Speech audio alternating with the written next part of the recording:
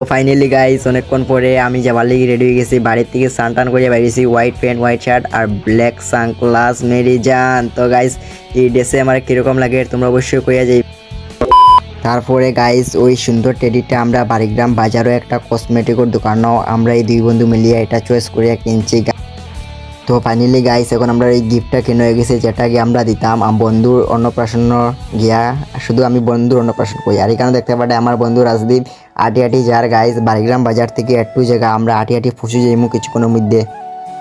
তারপরে গাইস আমরা সেই বন্ধুর বাড়িতে গেছি, এখানে আমরা চেয়ারও বইয়ে বইয়ে আমরা ফোন টিপরাম গাইস এখানেও।